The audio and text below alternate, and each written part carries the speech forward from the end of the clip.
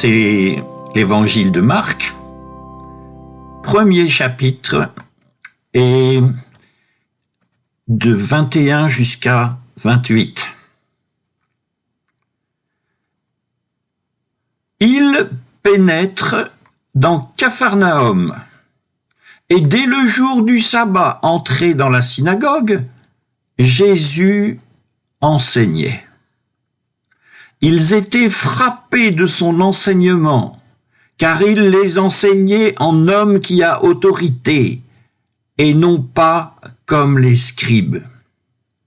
Justement, il y avait dans leur synagogue un homme possédé d'un esprit impur, et il s'écria : « Que nous veux-tu, Jésus de Nazareth ? Tu es venu pour nous perdre. Je sais qui tu es, le Saint de Dieu. »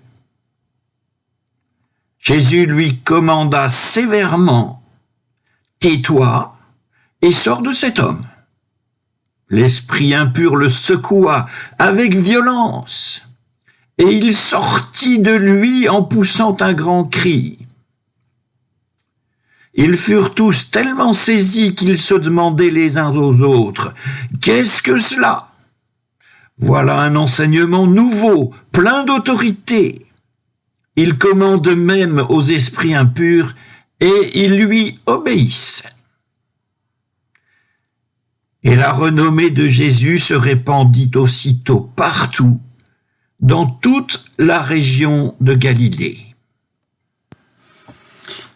En lisant cet évangile, il peut nous venir à l'idée que le monde n'est pas seulement celui que nous voyons, mais qu'il y a aussi un monde des esprits, entités qui sont tout autant que nous des créatures de Dieu, mais qui sont plus ou moins soumises, ou pas soumises du tout, à sa majesté. Pures ou impures, elles peuvent prendre possession des gens. Lorsqu'un esprit impur prend possession de quelqu'un, cette personne ne s'appartient plus et s'oppose donc à tout ce que Dieu veut entreprendre et à tout ce que Jésus veut dire. Mais ne simplifions pas. J'ai rencontré, s'agissant d'esprits impurs, plusieurs personnes auxquelles un ministère particulier avait été confié. Pour certaines d'entre elles, rien ne leur avait été confié, elles s'en étaient elles-mêmes emparées. Bref, elles avaient ce ministère, dirons-nous, et par qui et pourquoi ? Eh bien, de ces deux, l'un était un pasteur protestant, c'est juste une coïncidence. C'est juste une coïncidence. Les réunions de prière qu'il conduisait étaient tellement stressantes, voire tellement brutales, que les gens craquaient. Des gens craquaient et de grandes manifestations gesticulantes et sonores avaient lieu. Esprit mauvais, disaient ces experts. Enfin, j'en mets plusieurs, où ils étaient plusieurs, mais peu importe. Esprit mauvais, esprit d'agitation. C'était en tout cas, esprit mauvais, le diagnostic. Et l'homme avait des prières spéciales pour ça. Je ne vous décris pas toute cette affaire. L'autre que j'ai rencontré était un prêtre exorciste catholique romain.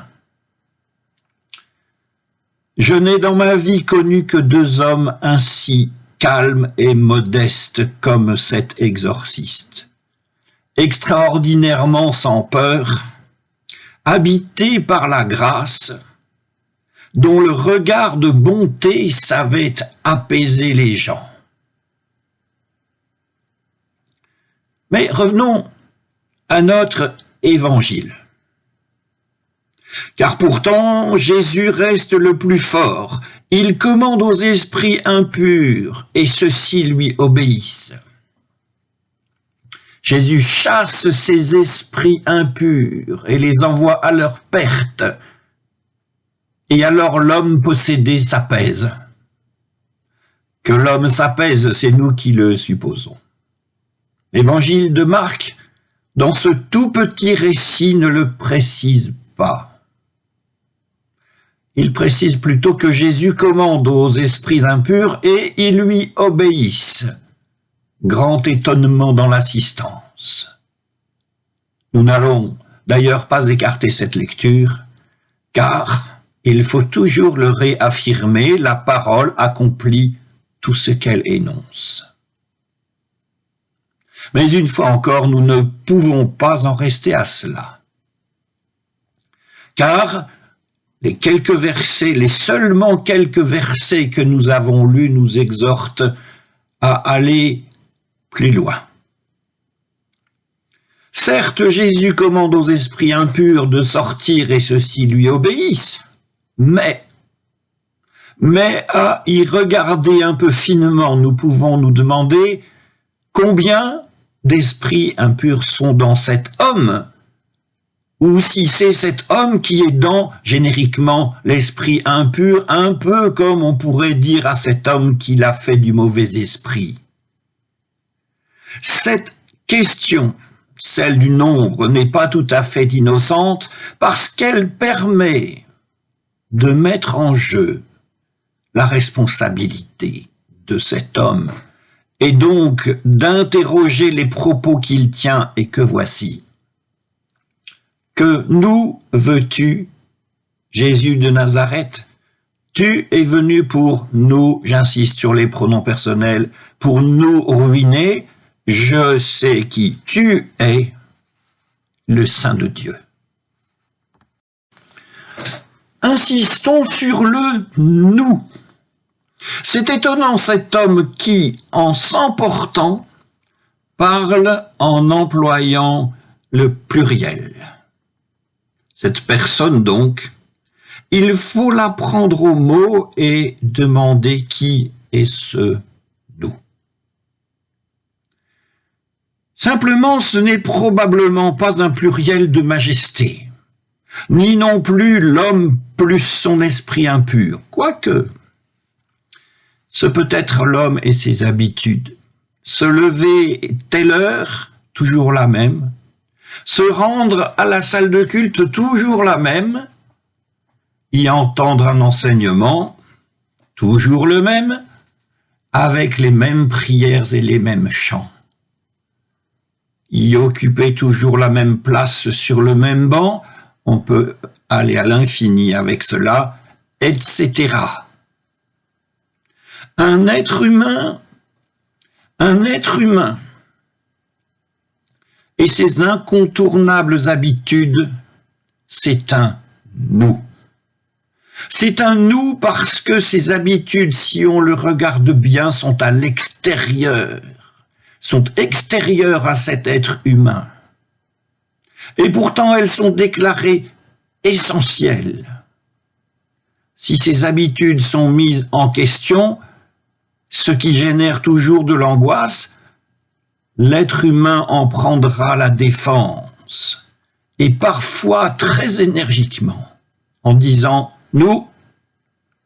L'être humain prend la défense de ses habitudes personnelles, redisons-le, et considérant plus que d'autres que lui, doivent défendre ses propres habitudes. Celui-là, donc, charge autrui d'une défense qui n'est pas la sienne, et peut-être aussi bien d'une souffrance qui n'est pas la sienne. Dans le texte que nous méditons, le « nous » peut désigner aussi une assemblée de personnes qui partagent les mêmes rites, le même enseignement, les mêmes manières de faire. Une assemblée qui n'est pas prête, mais alors pas du tout prête, jamais, à entendre quoi que ce soit de nouveau. il faut dire que le groupe protège bien l'individu. Le nous est une armure. C'est un édredon d'habitude, voire de complaisance. Nul n'a à répondre vraiment de ses habitudes, de ses actes, et même des plus laids lorsqu'un groupe, un esprit mauvais, le couvre. Alors, quel est ce nous que notre homme met en avant? Domination de l'un sur tous les autres, domination de tous les autres sur chacun, les deux, peut-être. Cet homme, dans l'esprit impur, redoute la ruine de quelque chose à quoi un groupe s'est soumis et dont lui, avec les autres, jouit. Il redoute la nouveauté de ce que Jésus représente, qu'il invite à dire « je » plutôt que « nous ». Il redoute d'avoir à questionner ses propres paroles et ses propres actes, d'avoir à interroger ses habitudes, ses complaisances même peut-être, d'interroger tout ce qu'il dit et fait, plutôt tout ce qu'on dit et fait sans vraiment le choisir et sans jamais en répondre. Si bien que être dans l'esprit impur, c'est ainsi dire nous à la place de je. Être dans l'esprit impur, c'est penser, vouloir et agir comme si ce que je veux, pense et fais était aussi sacré qu'un texte sacré. Et puisque nous en sommes là, être dans l'esprit impur, c'est aussi envisager que le texte sacré justifie, excuse, voire exonère de sa responsabilité personnelle celui qui le tient ou qui prétend le posséder, et qui pourtant ne fait que le manipuler.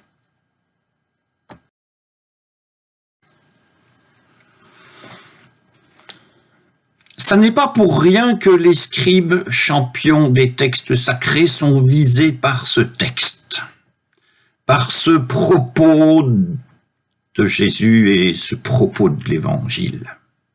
Car l'enseignement des scribes ainsi mentionnés est celui qui enseigne que ce qui est écrit est écrit. L'enseignement des scribes répète ce que les générations ont institué et que l'on s'évertue à défendre sans discernement aucun, parfois. L'enseignement des scribes, c'est ce qui ratifie que les parents ont mangé des raisins verts et les dents des enfants ont été gâtées. Et que c'est comme ça, et que nous n'y pouvons rien, et même si on le pouvait, il ne faut rien ni changer. Mais quel est le prix d'aliénation, de mépris et de souffrance que tout cela apporte? Est-ce que quelqu'un s'en soucie seulement? Est-ce que quelqu'un en répond? Et nous disons, sur ce texte, personne.